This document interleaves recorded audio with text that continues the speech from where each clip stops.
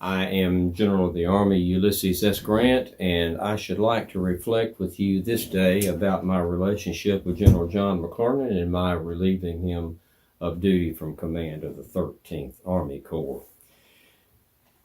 I would like to review with you the General Order Number 151 of October 4th, 1862, which outlines the basis for my relieving General McClernand of command. Part 2 of General Orders Number 151. If any officer shall hereafter without proper authority permit the publication of any official letter or report, or allow any copy of such a document to pass into the hands of persons not authorized to receive it, his name will be submitted to the President for dismissal. This rule applies to all official letters and reports written by an officer himself. On June the 13th, I received this communication from General Sherman, and as you can understand, he was quite upset. It's his letter objecting to General Orders Number 72 issued by General McClernand to the 13th Army Corps, read to them, and somehow found its way into newspapers throughout the Midwest and the North. Sir, on my return last evening from an inspection of the new works at Snyder's Bluff, General Blair, that would be General Francis Blair of St. Louis, called my attention to the enclosed publication in the Memphis Evening Bulletin of June 13th instant, entitled Congratulatory Order of General McClernand, with a request that I should notice it, lest the statements of fact and inference contained therein might receive credence from an excited public. It certainly gives me no pleasure or satisfaction to notice such a catalogue of nonsense, such an effusion of vainglory and hypocrisy. Nor can I believe General McClernand ever published such an order officially to his corps. I know too well that the brave and intelligent soldiers and officers who compose that corps will not be humbugged by such stuff. If the order be a genuine production and not a forgery, it is manifestly addressed not to an army, but to a constituency in Illinois, far distant from the scene of the events attempted to be described, who might innocently be induced to think General McClernand the sagacious leader and bold hero he so complacently paints himself. But it is barely possible the order is a genuine one, and was actually read to the regiments of the 13th Army Corps, in which case a copy must have been sent to your office for the information of the commanding general. I beg to call his attention to the requirements of General Orders Number 151 of 1862, which actually forbids the publication of all official letters and reports, and requires the name of the writer to be laid before the President of the United States for dismissal.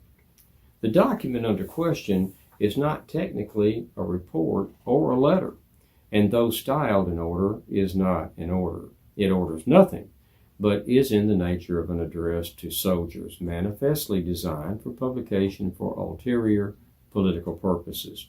It perverts the truth to the ends of flattery and self-glorification, and contains many untruths, among which is one of monstrous falsehood. It substantially accused General McPherson and myself with disobeying the orders of General Grant in not assaulting on May 19th and 22nd, and allowing on the latter day the enemy to mass his forces against the 13th Army Corps alone. General McPherson is fully able to answer for himself and for the 15th Army Corps.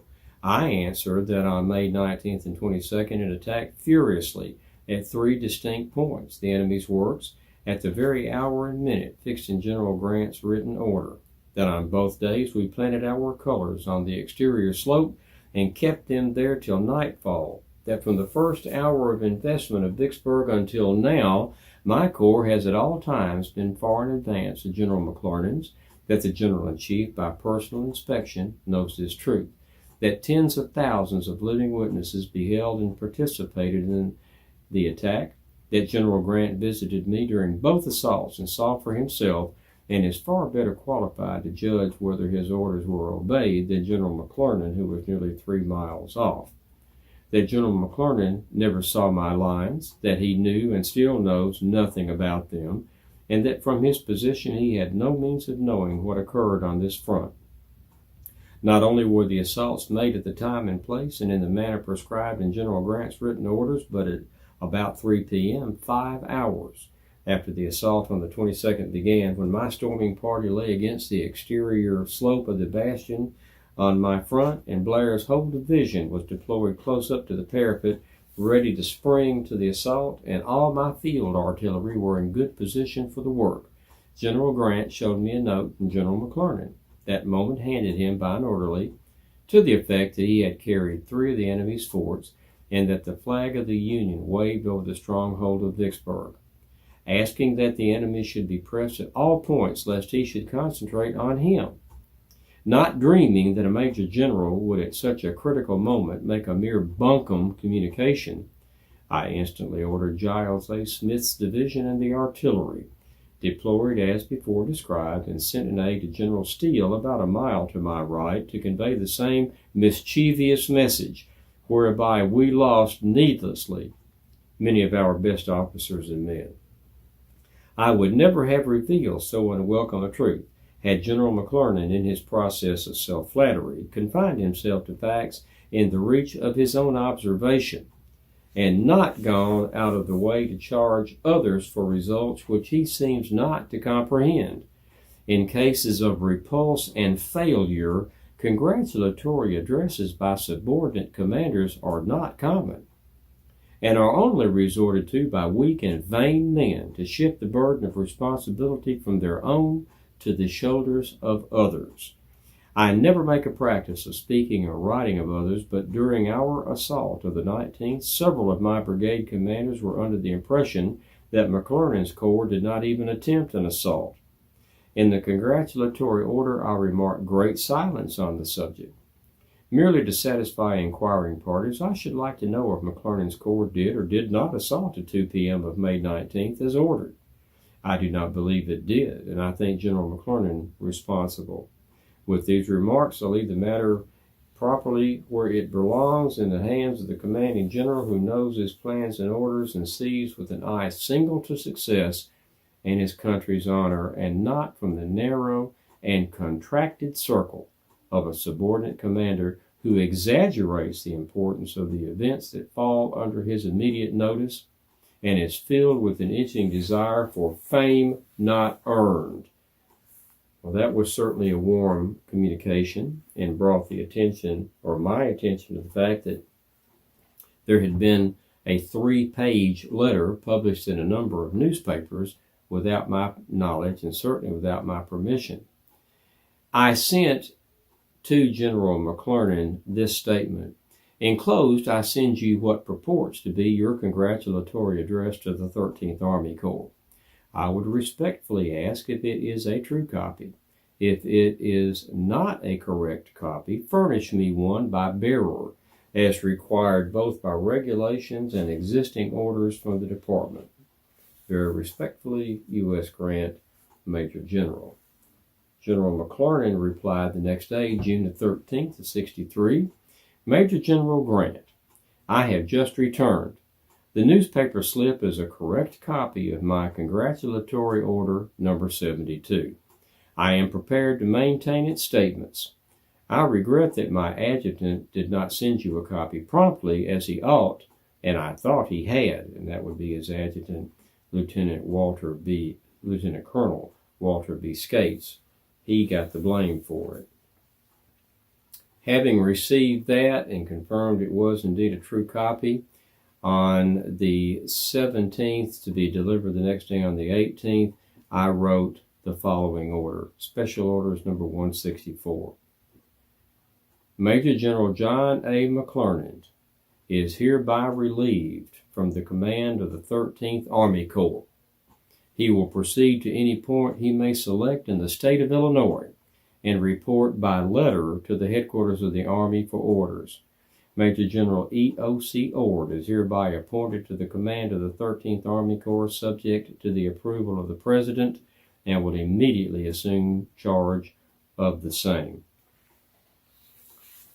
Now, that order was delivered at about 2 o'clock in the morning on the 18th of May because Lieutenant Colonel James Wilson had returned late to headquarters, and Rawlins had written that order to be delivered the next day. And James Wilson said, "Let me take it to him right now." Rawlins said, "It is late. You wait till in the morning." But Wilson had grown to intensely dislike McClernand, and an incident to illustrate that would be not long after Champion Hill, I had sent orders to General McClernand via Lieutenant Colonel Wilson to move forward and take or support the taking of, I think, Hall's Ferry, a ferry in the area. And McClernand, according to Lieutenant Colonel Wilson, an 1860 West Point graduate, exploded and cursed in such a foul manner, and he's a particularly profane man anyway, with a bad temper, and said, "I won't do it, and you can go back and tell Grant I'm not going to do it. I'm tired of being pushed around."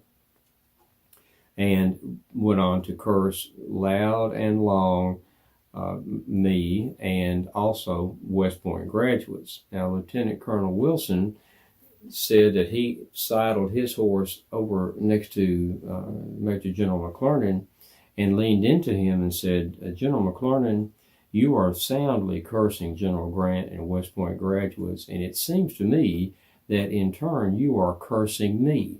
Now, if that is the case, sir, even though I am but a lieutenant colonel and you a major general, I will pull you off that horse and beat your boots off of you." Whereupon General McClernand restrained himself and said, "No, I'm not cursing you. I know you. I served with your father in the Black Hawk War. I'm merely expressing my intense vehemence on the subject." And after Lieutenant Colonel Wilson reported that back to us, it's become a standing joke around headquarters. Anytime we hear somebody cursing, we just say he's expressing his intense vehemence upon the subject. Now, when he got back on the night of the 17th, early morning of the 18th, and found out what was going on, he wanted to go ahead and take that order to Major General McClernand. They also have said since then, he and Rawlins, that they were concerned that there might be some rebel movement and that I would delay the issuing of the order and relieving McClernand of command. It might be that they just wanted to relieve McClernand, and Wilson wanted the pleasure of doing it. So Rawlins said, "All right." Wilson got the provost marshal and 4 privates and took them with him. About 2 o'clock in the morning, he got to Major General McClernand's tent. The sentry said the general's asleep, and Lieutenant Colonel Wilson said, "Wake him." After an appropriate time, he was called into the tent. Provost marshal and soldiers lined up outside the general's tent, and he told General McClernand, "I have orders for you, General, and to stand here and see that you read and understand them." And McClernand read those orders relieving him, and Wilson said, he spontaneously said, "By God, I'm relieved." And then he said in the same breath, "By God, sir, it seems we are both relieved." Now, we don't know if he meant he and Wilson, or if he meant himself and myself, or perhaps me later on with his political influence, that I would be relieved. That's unknown, but McClernand said, "I am relieved, and by God, sir, we're both relieved." In response to that, and he had arisen and put on a full uniform, had a table with 2 candles and his sword laid upon the table. So it seems he might have expected something of moment to be delivered to him. He replied to me, same day, "Major General U.S. Grant, Commanding Department of the Tennessee, your order relieving me and assigning Major General Orr to the command of the 13th Army Corps is received. Having been appointed by the President to the command of that corps under a definite act of Congress, I might justly challenge your authority in the premises, but forbear to do so at present. I am quite willing that any statement of fact in my congratulatory order to the 13th Army Corps to which you think just exception may be taken should be made the subject of investigation, not doubting the result. Your obedient servant, John A. McClernand. Well, he left and got back to Illinois late September and began a letter-writing campaign to General Halleck, Secretary of War Stanton, Governor Yates, Senator Lyman Trumbull from Illinois, the President himself, a cascade of letters to be restored to command. And he wrote Lincoln, Abraham Lincoln, President of the United States, I have been relieved for an omission of my adjutant. Hear me. Apparently, General McClernand feels he is on an intimate basis with the President to speak to him like that. I sent this letter to Major General, or rather to Brigadier General Lorenzo Thomas, Adjutant General of the Army. June 26 of 63. General, enclosed, I respectfully transmit the letters of Major General W.T. Sherman and Major General J.B. McPherson, respectively, the 17th and 18th instant, June, relative to the congratulatory order Major General John A. McClernand to his troops, a copy of which order is also herewith transmitted, together with copies of the correspondence relating thereto, and my order relieving General McClernand from command of the 13th Army Corps and assigning Major General Ord to the command thereof, subject to the approval of the President. A disposition and earnest desire on my part to do the most I could with the means at my command, without interference with the assignments to command which the President alone was authorized to make, made me tolerate General McClernand long after I thought the good of the service demanded his removal. It was only when almost the entire army under my command seemed to demand that he be relieved. The enclosed letters show the feelings of the Army Corps serving in the field with the 13th Corps.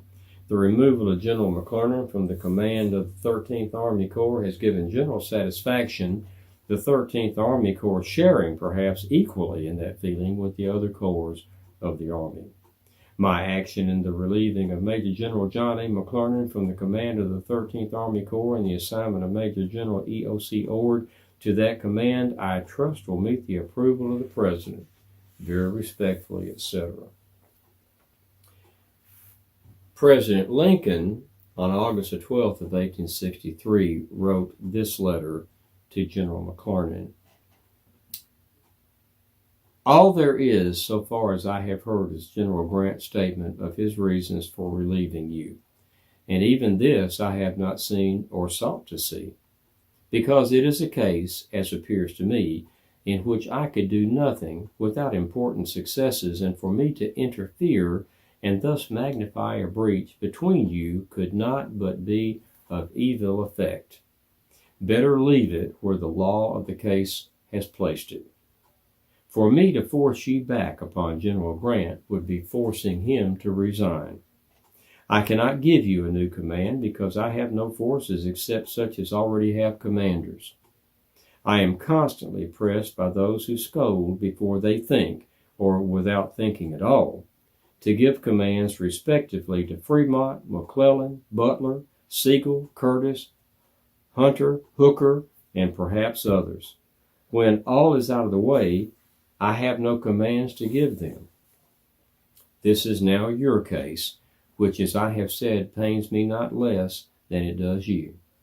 My belief is that the permanent estimate of what a general does in the field is fixed by the cloud of witnesses who have been with him in the field, and that relying on these, he who has the right needs not fear.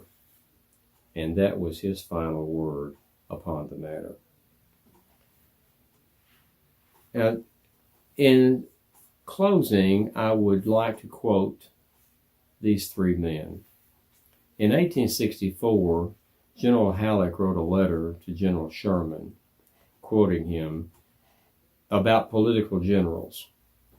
It seems but little better than murder to give commands to such men as Banks, Butler, McClernand, Sigel, and Lew Wallace, yet it seems impossible to prevent it.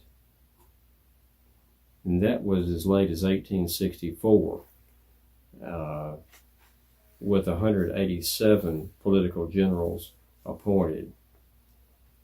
In fairness to General McClernand, I should like to say what Lieutenant Colonel James H. Wilson said about him, the man who told him, "I'll beat your boots off of you if I think you're cursing me," and who wanted to personally deliver his relieving of command order. But Lieutenant Colonel Wilson had this to say about McClernand: "With all his violence of temper and his lack of military training and discipline, he was a patriot and a man of strong, virile character, who with an ordinary degree of self-control would have come out of the war as one of its real heroes. His support of the administration at the outbreak of the rebellion and during the war rendered it a great and valuable political service, second only to that rendered by Douglas. And there can be but little doubt that both the President and Secretary of War were partial to him and had encouraged him with the hope, if not the formal promise, of the command of the expedition to open the Mississippi River." And General McClernand, on November the 23rd of 1864, wrote his retirement letter and left the service. And he said in part, "The personal relations borne towards me by officers in the military service who are my superiors in rank and influence render my future usefulness in my military capacity contingent and uncertain.